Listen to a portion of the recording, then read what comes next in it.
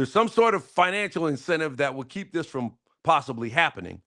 But I really think it's time for the Power Four conferences to do their own thing with their own playoff, and for the Group of Five conferences to peel off and do their own thing with their own playoff and do their own TV deal. May not be as lucrative as the Power Four TV deal, but I think it creates a playing field for them where they're playing against teams with similar budgets, similar facilities, similar recruiting, because two of these things are not like the other in the first four games of the college football playoff. I mean, Tulane already played Mississippi earlier in the season. They lost 45-10. Okay, and that wasn't a playoff game. That was a regular season game.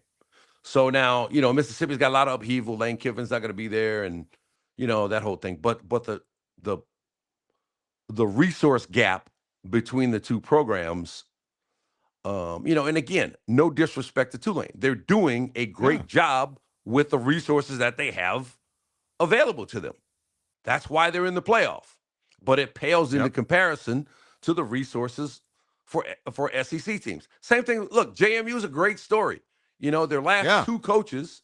I mean, Cignetti went to Indiana. Look at what he's done. And now Chesney's leaving, going to UCLA, trying to replicate that. Okay. JMU's been a great story. Moved up to Division One, to the big boy level of Division One, and it's been a great story. Okay. But Oregon's going to smash them. Well, you would hope.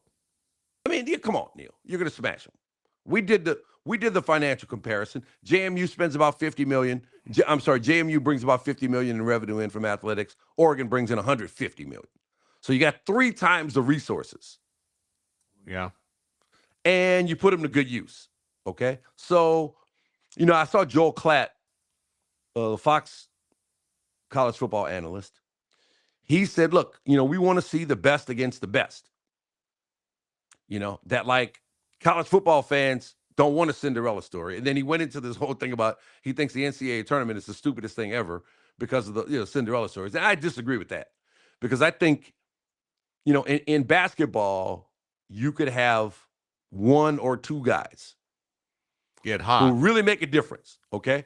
Or you could get hot from 3 and you can really make, but in football, it rarely happens. You got to have a turnover fest or you got to have some real extenuating circumstance for a Tulane to beat a Mississippi on the road in a playoff game. You got to have some real extenuating. And again, no disrespect to Tulane and the season that they've had.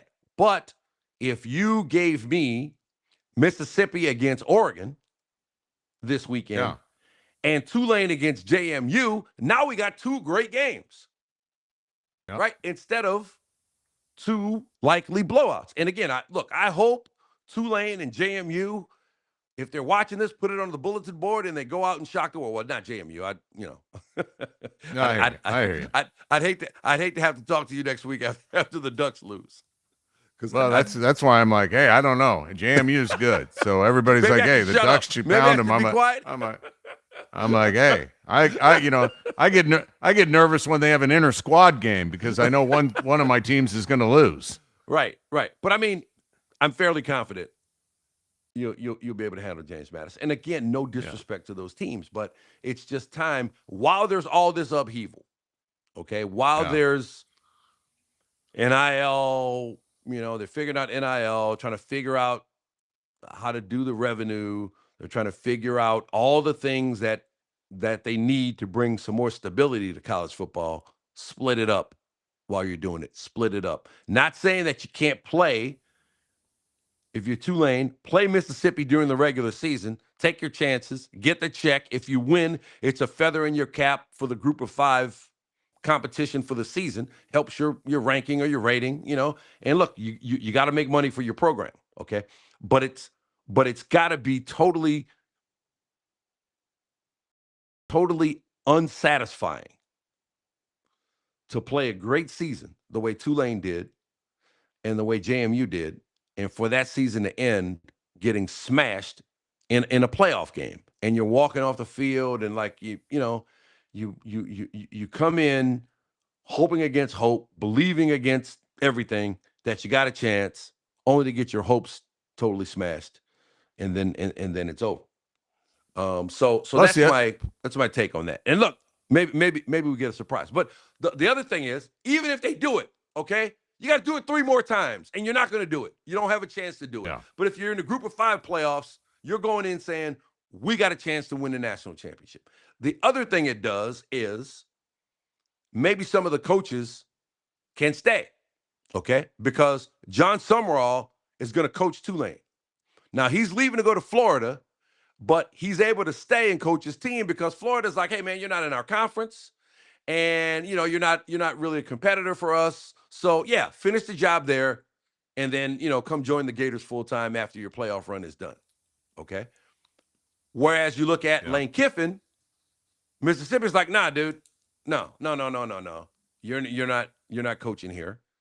And LSU says, yeah, we would have let him coach, but they don't really want him coaching there either. You know what I mean? So it kind of deals with that problem too. If you have coaches moving up from group of 5 to power 4, but I just think just from a competitive standpoint, it just makes more sense. Now, Miami, Texas A&M, who do you like?